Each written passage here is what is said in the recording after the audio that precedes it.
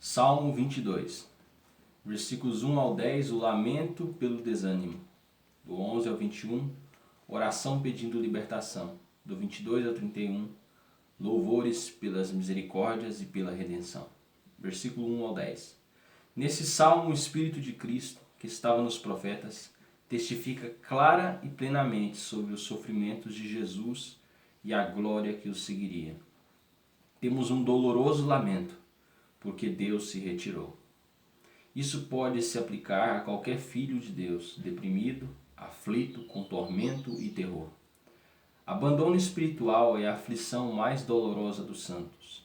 Porém, mesmo a queixa deles por causa dessas cargas é um sinal de vida espiritual e do exercício dos sentidos espirituais. Clamar, Deus meu, por que eu estou enfermo? Por que eu estou empobrecido? Tem um sabor de descontentamento e sentimentos mundanos. Porém, por que me desamparaste? É a linguagem de um coração que ata a sua felicidade ao favor de Deus. Este fato deve ser aplicado a Cristo. Com as primeiras palavras dessa queixa, derramou a sua alma na presença de Deus Pai quando estava na cruz. Mateus 27, 46.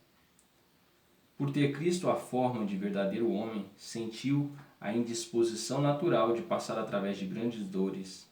Porém, o seu zelo e amor prevaleceram. Cristo declara a santidade de Deus, o seu Pai celestial, em meio aos sofrimentos mais agudos. Assim, declara-os como prova daquilo pelo qual seria louvado perpetuamente pelo seu Israel, mais do que por todas as outras libertações que receberam. Jamais alguém que esperou em ti foi envergonhado por causa de sua esperança. Jamais alguém que tenha te buscado o fez em vão. Aqui é um lamento por causa do desprezo e do opróbrio dos homens. O Salvador fala da situação de rejeição que enfrentava. A história do nascimento e dos sofrimentos de Cristo explica essa profecia. Versos 11 ao 21.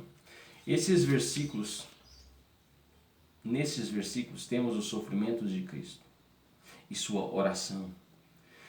Nele somos dirigidos a buscar as nossas cruzes e, sob estas, olharmos para Deus. Descreve-se a própria forma da morte de Cristo, apesar de não ser aquela que era utilizada pelos judeus. Eles perfuraram as mãos e pés do Mestre. Ao cravarem-no naquele madeiro maldito, e todo o seu corpo foi deixado pendurado para que sofresse as dores e as angústias mais severas. A sua força natural falhou por ser consumida pelo fogo da ira divina, que fez de seu espírito uma presa. Quem pode então resistir à ira de Deus? Ou quem conhece a sua força? A existência do pecador foi abandonada e a vida do sacrifício deve ser a sua redenção.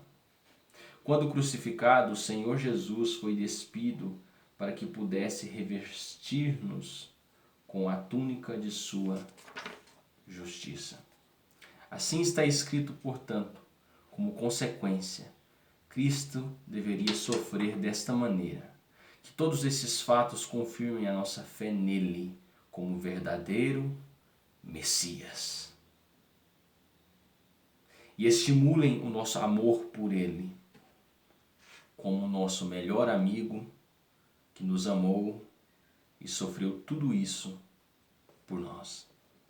Em sua agonia, Cristo orou e orou fervorosamente para que o cálice pudesse passar dele. Quando não pudermos nos regozijar em Deus como o nosso cântico, permaneçamos nele como nossa fortaleza e recebamos consolo dos apoios espirituais quando não pudermos ter deleites espirituais. O salmista pede que seja guardado da ira divina. o que nos livrou da condenação, nos guardará até o fim. Devemos pensar nos sofrimentos e na ressurreição de nosso Senhor Jesus Cristo, até que sintamos em nossa alma o poder de sua ressurreição e a participação nos seus sofrimentos.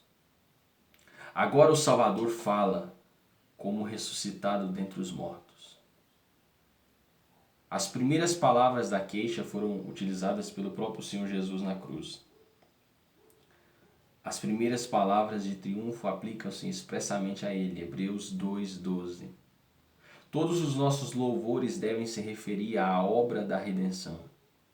O sofrimento do Redentor foi aceito por graça, como completa satisfação pelo pecado.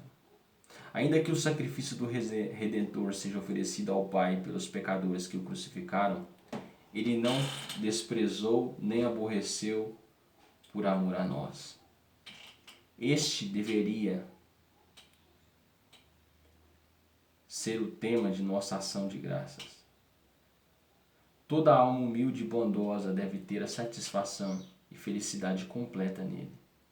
Os que têm fome e sede de justiça em Cristo não trabalharão por felicidade, não trabalharão por aquilo que não os poderá saciar.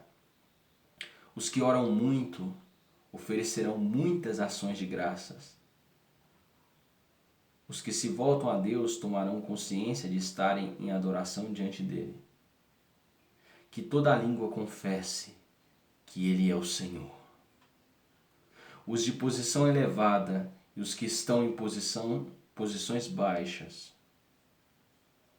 ricos e pobres, escravos e livres, reúnem-se em Cristo. Quando não pudermos manter a nossa alma viva, é um ato de sabedoria por meio da fé e da obediência encomendá-la a Cristo, o único capaz de salvá-la e mantê-la viva para sempre. Uma semente o servirá. Deus terá a igreja no mundo até o final dos tempos. Os crentes serão contados como a sua geração. Ele será para eles o mesmo que foi para os que viveram antes deles. Declararão que a justiça do Senhor e não a sua própria é o fundamento de todas as suas esperanças e a fonte de todo o seu gozo. A redenção através de Cristo é uma obra do próprio Senhor.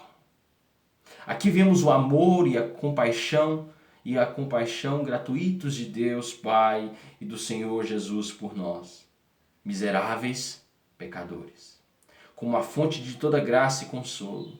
O exemplo que temos a seguir, o tratamento que devemos esperar como cristãos e a conduta que devemos adotar para estarmos submetidos a Ele. Aqui se pode aprender toda lição que seja proveitosa para a alma humilhada. Os que desejam estabelecer a sua própria justiça deverão perguntar: por que o amado Filho de Deus deveria sofrer assim, se as suas obras eram capazes de fazer expiação pelo pecado? Que os que são declaradamente ímpios considerem como o Salvador obedeceu assim à lei divina, para que tivessem o privilégio de desprezá-la. Que os negligentes tomem cuidado de fugir da ira vindoura, e que aquele que se encontra duvidoso apoie as suas esperanças sobre esse misericordioso Redentor. Que o crente tentado e angustiado aguarde, regozijante, o final feliz de toda